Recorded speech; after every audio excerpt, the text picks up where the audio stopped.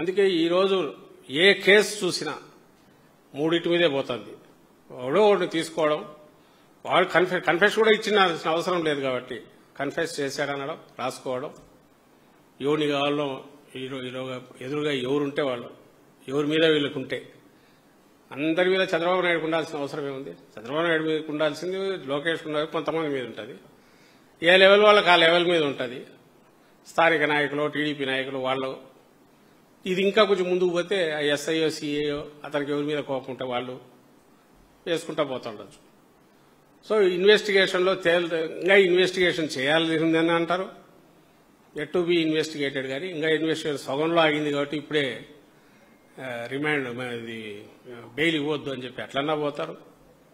ఇట్లా నెలల తరబడి అమాయకులు వైఎస్ఆర్సీపీ వాళ్లతో, కార్యకర్తలు, నాయకులతో మొదలైన ఈ కక్ష సాధింపు అన్నది ఈరోజు రాష్ట్రంలో మామూలు దీనిలో కూడా పోయి మామూలు ప్రజలు కూడా దానికి గురవుతున్నారనేది మన కళ్ల ముందు కనపడుతుంది. ఇది నారా వారి కొత్త రూల్ ఆఫ్ లా ఏది, ఈ కన్ఫెషన్ బేసిస్ మీద పట్టుకోవడం, ఏ సెక్షన్లు వీలైతే ఆ సెక్షన్లు పెట్టడం. ఇంకా ఎంతవరకు పోతున్నారంటే నా గట్టి అనుమానం, ఇప్పుడు జోగి రమేష్లో నిన్న ఆయన అరెస్ట్ చేశారు. ఆ ఇంట్లోకి పోయి సోదాలు చేశారు. వాళ్ళ తమ్ముడి ఇంట్లో, ఆయన ఇంట్లో సోదాలు చేశారట. సోదాల్లో ఏమేమి దొరికాయంటే పెన్ డ్రైవ్లు, హార్డ్ డిస్క్లు, ఇంకా ఏవో దొరికాయంట. అవి దొరుకుతాయా లేకపోతే వీళ్ళు దొరికినవని చెప్పిన వాటిలో వేరే వచ్చి ఏదైనా పెట్టినా కూడా ఆశ్చర్యపోవాల్సిన అవసరం. ఒకప్పుడు నక్సలైట్లను చంపాలని, నక్సలైట్ల పేరుతో చంపాలనుకున్నప్పుడు ఎట్లయితే క్రూడ్గా చంపి ఆ పక్కన తుప్పు పట్టిన తుపాకీ ఒకటి పెట్టేవాళ్ళు, అలాగే ఇంట్లో సాహిత్యం దొరికిందని చెప్పి ఇంత కట్ట తెచ్చి వీళ్ళే ప్రింట్ చేసి పెట్టుకుంటారు, అక్కడ పెట్టేసి తెచ్చేవాళ్ళు. సిస్టమైజ్డ్ ఇది జరిగినప్పుడు ఇట్లా జరుగుతుంది. ఇప్పుడు అది జరుగుతుంది. ఇంట్లోకి వస్తారు, నీకు వీళ్ళకు ఈ పోలీసులకు ఏ ఆధారాలు కావాలనో, ఈ సిట్టుకో స్టాండ్కో ఏ ఆధారాలు కావాలనో అవే ఆడ ఉంటాయి. వాటిని రేపు వచ్చేసి మళ్ళీ ప్రొడ్యూస్ చేసినా ఆశ్చర్యపోవాల్సిన అవసరం. అది ఈరోజు జరుగుతున్న order of the day, sad state of affairs in the state. దీనికి జోగి రమేష్ నిన్న ఆయన్ను గురయ్యాడు ఇలాంటి వీళ్ళ వేధింపుల్లో, పీక్కు చేరిన పరాకాష్ఠకు చేరిన వీళ్ళ వేధింపులకు. ఇది స్టేట్ అంతా గమనించాలి. మరి క్వశ్చన్ ఈజ్, రిమాండ్ రిపోర్ట్ పెట్టగానే కాదు, మేజిస్ట్రేట్లు వాళ్ళకు సంబంధించినంత చూడాలి. పెట్టేటప్పుడు వీళ్ళు కూడా ఏ రకంగా ఎందుకు సాటిస్ఫై అయ్యారో ఎక్స్ప్లెయిన్ చేయాలి. ఎక్స్ప్లెనేషన్ కోర్టుకు కూడా నచ్చాలనేది ఉన్నాయి, కేసు లాస్లో ఉన్నాయి చెప్పిన వాటిలో. మరి అయినా సరే ఎందుకు ఇస్తున్నారంటే సహజంగానే ఒక వ్యవస్థ మీద ఉండే వ్యవస్థకు ఇంకొక వ్యవస్థకు ఉండే గౌరవం వల్ల అనుకుంటా. అంటే ఇన్వెస్టిగేషన్ ఆఫీసర్కు ఆ మాత్రం ఫ్రీడమ్ లేకపోతే పని చేయలేడనే ఉద్దేశంతో ఏ వెసులుబాటు అయితే చట్టంలో ఇచ్చారో దాన్ని పూర్తి మిస్యూజ్ చేసుకుంటున్నారు. న్యాయస్థానాలు వాటి దగ్గరకు వచ్చేసరికి ఆ మాత్రం మనం వెసులుబాటు ఇవ్వకపోతే కేసు ఎట్లా క్లోజ్ అవుతుందని వాళ్ళు అనుకోవడం.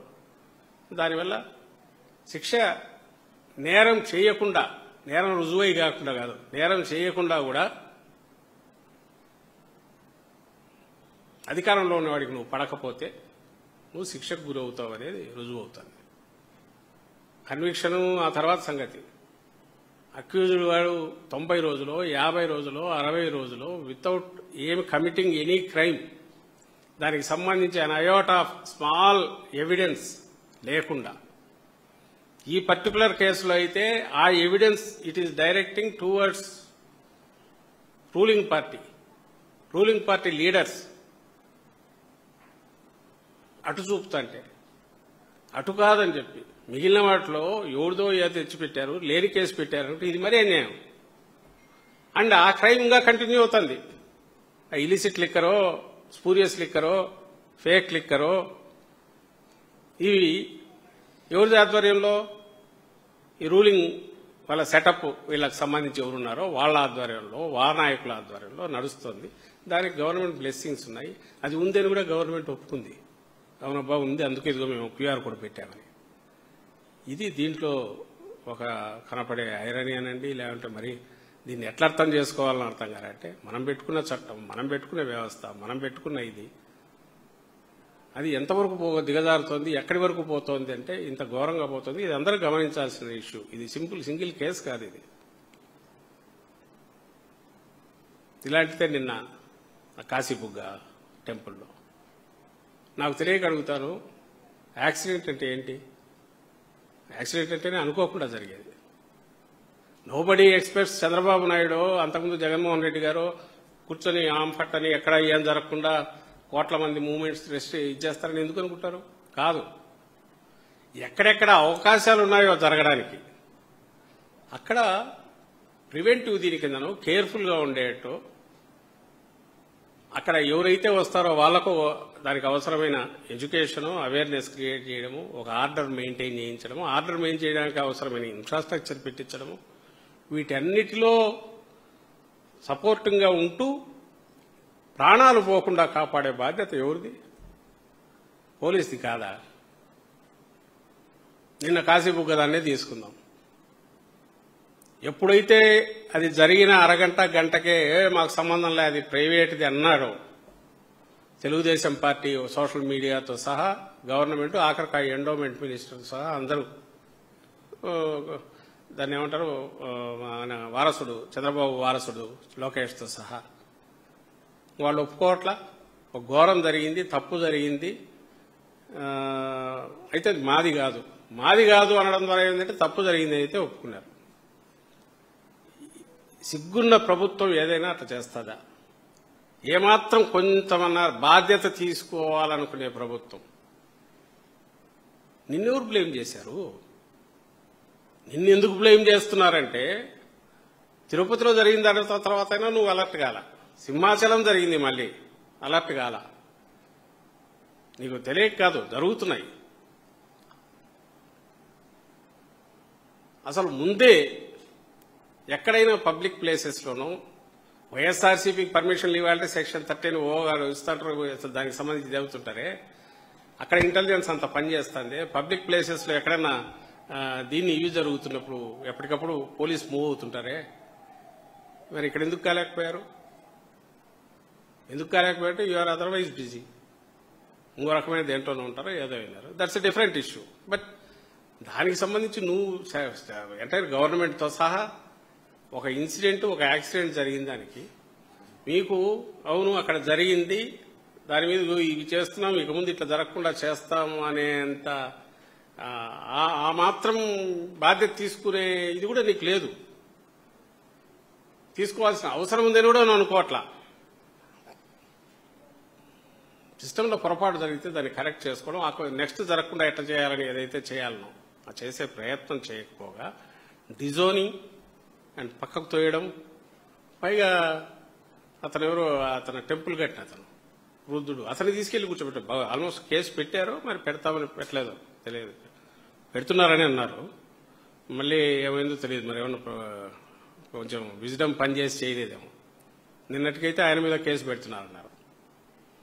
ఆయన క్లియర్గా వీడియో బయటకు వచ్చింది, ముందు రోజే చెప్పానన్నారు, జనం ఉన్నారు వస్తారు కొంచెం చూసుకోండి అని.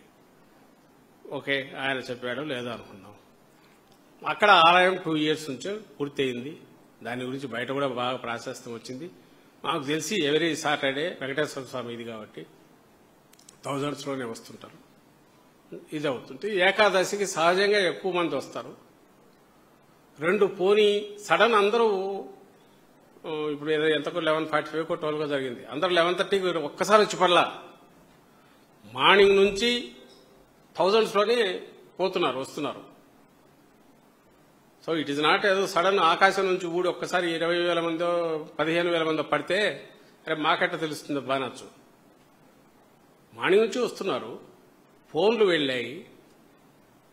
అతను ఎస్పీ ముందు చెప్పిన దాని ప్రకారం ముందు రోజు చెప్పాడు. ఆ రోజు కూడా సార్ జనం ఎక్కువ వస్తున్నారు, మళ్ళీ ఫోన్ చేశాడు. పెద్ద ఆయన ఎవరో ఈ టెంపుల్ కట్టిన ఆయన, మాకు తెలిసి ప్రెస్ వాళ్ళు కూడా ఫోన్ చేసి చెప్పారు, అయ్యా ఇక సార్ ఇక్కడ ఎక్కువ ఉందని అక్కడ లోకల్ ప్రెస్ వాళ్ళు చెప్పారని అన్నారు. ఇవన్నీ కాక ఆ పలాస కాశీబుగ్గ కలిసి ఆల్మోస్ట్ కలిసిన టౌన్లో ఒక దగ్గర అంత గ్యాదరింగ్ అయితే నీకు నాకు తెలియదు, తెలిస్తే నేను చేసేవాడిని, అయినా ప్రైవేట్ది కదా అని అంటే ఇది అంతకంటే బాధ్యతారాహిత్యం, నువ్వు తప్పించుకునే లక్షణం వేరే ఏమన్నా ఉంటుందా? ఒకటి. సెకండ్ థింగ్, అసలు సిస్టమ్ నీ కంట్రోల్లో లేదు, నువ్వు కంట్రోల్లో ఉంచుకోవాలనుకున్నారు, వాళ్ళు అనుకోవట్లేదు. ఎక్కడ అహంకారం వచ్చిందంటే చంద్రబాబు నాయుడు గారికి, అంటే తను డేలైట్ నువ్వు మర్డర్ చేసినా ఎదుటోడు అది మర్డర్ అని అనుకోలేని రకంగా నువ్వు ప్రాపగాండా చేయగలిగిన కెపాసిటీ నీకు ఉన్నప్పుడు, నువ్వు పొడుస్తానే పొడవట్లే, ఆయన ఏదో కావలించుకున్నాడో పూలేస్తాడో అనిపించుకోగలిగిన, లేదా చేతిలో కత్తి ఇస్తే అతనే తీసుకొని పొడుచుకున్నాడని కూడా మిస్లీడ్ చేయగలిగిన, మిస్ఇన్ఫర్మేషన్ క్యాంపెయిన్ చేయగలిగిన కెపాసిటీ తనకుందని తలకెక్కడంతో ఆయన ఏది పట్టించుకోవట్లా.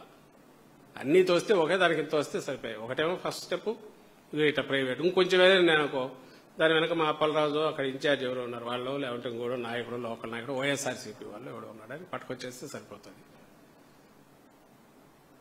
అనే ఆ అహంకారం, ఆ ధీమా ఒకటి వచ్చింది వీళ్ళకు. దేనికి ఆన్సరబిలిటీ లేదు, రెస్పాన్సిబిలిటీ తీసుకోవాల్సిన అవసరం లేదు. దానివల్ల సహజంగానే కింద కంట్రోల్ ఉండదు. కంట్రోల్ ఉండనప్పుడు ఎవడు వెస్టెడ్ ఇంట్రెస్ట్, ఆ లోకల్ లీడర్ కావచ్చు, టీడీపీ లీడరు, లేకపోతే వాళ్ళ అధికారులే కావచ్చు, ఇంకొకరు కావచ్చు, పనికి బాధ్యతను తీసుకోవాల్సిన అవసరం లే, కాశీ బుగ్గలాగా. నిజంగానే అక్కడ సీఈఓ, డిఎస్పీలో ఒక లెవెల్ వరకు లోకల్ ఎవరు ఉంటారు, ఆ స్ట్రక్చర్లో ఎవరు ఉంటారు అక్కడ, వాళ్ళని ఇమీడియట్ వాళ్ళ మీద యాక్షన్ తీసుకున్నాం. దాని తర్వాత ఏం జరిగిందో అనడం కాకుండా ముందే కొట్టేసి ఇది ప్రైవేట్ది మాకు తెలియనప్పుడు మేమెట్లా చేస్తామంటే అది గవర్నమెంట్ ఎట్లవుతుంది? ఏమన్నా అది ఒప్పందమా? ప్రైవేట్ వాళ్లకు ఇద్దరు ఏదో సెక్యూరిటీ ఏజెన్సీకి ప్రైవేట్ వ్యక్తులకు ఉండే ఒప్పందం మాది. సార్ మాకు ఇది కావాలంటే ఇది ఇంత పేమెంట్ ఇస్తే మేము చేస్తామంటారు. ఇక్కడేమో ఉచితంగా చేయడం ఉన్నట్టు ఉందనుకుంటారు. ముందు పెడితే వాళ్ళు చేస్తారని. పోనీ చేస్తావు, పెట్టారనుకో, నువ్వు 10 మందిని పంపితే సరిపోకపోతే అప్పుడు పెట్టారనుకుంటావా? జరగకుండా చూడడానికి ఆ డిపార్ట్మెంట్లో కానీ ఏదో ప్రొసీజర్స్, ప్రోటోకాల్స్, ఎస్ఓపీసో ఏవో పెట్టుకున్నాక వాటిని ఫాలో అవుతూ చూడడం అది కొత్తది కూడా కాదుగా. వినాయక మండపాలు, వినాయక నిమజ్జనం జరుగుతుంది సంవత్సరం. ఎట్లా జరుగుతున్నాయి? సిస్టమ్ ఇవ్వాలి కదా ఎక్కడికెక్కడ. దానికేం కాన్స్టిట్యూషన్లో రాసో చట్టం చేసి చేస్తున్నారా? ప్రైవేట్ కేసు ఇవి జరుగుతున్నది అన్నిటి ఫంక్షన్లు అన్నింటిలో అన్నదానం చేస్తుంటే వస్తారు కదా, ఒక 4-5 వేల మంది అన్నదానానికి వస్తున్నారంటే ఏమి మా దగ్గర అన్నదానం ఉందని వాళ్ళు చెప్పకపోయినా కూడా వస్తారు. ఎందుకు డ్యూటీనే అది, పోలీస్ డ్యూటీ అది, వాళ్ళకి ఇంటెలిజెన్స్ ఉంటుందని మనం అజ్యూమ్ చేసుకుంటాము. ఆ ధైర్యంతోనే జనం ఫ్రీగా ఉంటారు. ఏదన్నా మనకు ఉన్నారులే శాంతి భద్రతలు కాపాడడానికని. వాళ్ళు లేరు, దే ఆర్ అదర్వైజ్ బిజీ, ఇంకో రకంగా ఉన్నారు. లేదా అట్లా ఉండేవాళ్లను వాళ్ళ దీన్ని కూడా ఈ ప్రభుత్వమే నీరుగార్చి పొలిటికల్ లీడర్షిప్, సోకాల్డ్ పొలిటికల్ గవర్నెన్స్లో పపెట్స్ లాగా చేయడము, లేదంటే విక్టిమైజ్ చేసి విండిక్టివ్ దీంతో కక్ష సాధింపుతో వాళ్ళని పక్కకు తోస్తే మిగిలిన నిస్సారమైందో, లేకుంటే వాళ్ళ సొంత ఇంట్రెస్ట్ ప్రొటెక్ట్ చేసుకోవడానికి వీళ్లతో ములాఖత్ అయ్యాలో ఇట్లాంటి శక్తులు వీళ్లదే మెజారిటీ డామినేట్ చేసే స్టేజ్ 2 ఏళ్లకే వచ్చింది. ఇంకా నెక్స్ట్ 3 ఏళ్లకు ఎట్లుంటుందో అయితే అర్థం కావట్లేదు. ఎందుకంటే 5 ఏళ్లకు ఎవ్వడు చిన్న దీన్ని కూడా కదిలించలేరు అనేది వాళ్ళ ధీమా. సో ప్రజలు కూడా అదే అనుకుంటారు, 3 ఏళ్ళు అయితే ఏం చేయలేం కదా అని. సరే, వాళ్ళు ఎలా క్వశ్చన్ చేయకుండా ఆ మిస్ఇన్ఫర్మేషన్ క్యాంపెయిన్ చేయగలిగిన ప్రాపగండా మెషిన్ మన చేతిలో ఉంది కదా అని చంద్రబాబు ధీమా, ఆయన కొడుకు. సో అందువల్ల ఇంకా ఎట్లా వికృతంగా తయారవుతుందో, ఇంకా ఎంత విచ్చలవిడితనము, ఇంకా ఒక మాఫియా కదా ఎట్లా తయారవుతుందో అట్లా తయారు చేసి ఇది ఏ లెవెల్కి పోతుంది అనేది ఎవరివో ఒక వాళ్ళు వదలాల్సిందే. బట్ జరుగుతున్న దీన్ని మాత్రం ఎంత అన్యాయము, దుర్మార్గంగా జరుగుతోంది అనేది ఎప్పటికప్పుడు అవగాహన కల్పించుకోవాల్సిన ఆవశ్యకత అయితే రాష్ట్రంలో ఉండే ప్రజలందరికీ, ఆలోచించగలిగే వాళ్లకు, నలుగురికి చెప్పగలిగే వాళ్లకు ఈ అవసరం ఉందనేది గుర్తించాల్సిందిగా కోరుతూ, ఈ కేసులు కూడా ఇవన్నీ కేస్ స్టడీస్. ఇప్పుడు నేను చెప్పిన లిక్కర్ దీనికి సంబంధించో మీడియాకు చెప్తున్నాం, ఇన్ఫ్లుయెన్సర్స్కి చెప్తున్నాం, ప్లీజ్ స్టడీ. బట్ చూడండి, తప్పు ఉంటే ఎవరిని వదలాల్సిన అవసరం లా. తప్పు ఉండేదానికి సర్కంస్టెన్షియల్ ఎవిడెన్స్ ఉన్నా కూడా పర్లా. అసలు లేకుండా పెట్టడం ఒక ఘోరం అయితే, తప్పు నువ్వు చేసి ఎదుటివాడి మీద పెట్టడము, ఆ తప్పును నువ్వు ఇంకా కంటిన్యూ చేయడం, చంద్రబాబు నాయుడు కంటిన్యూ చేయడం, ఇది ఎంత ఘోరమో ఆలోచించాల్సిందిగా అందరికీ విజ్ఞప్తి చేస్తున్నాను. Thank you.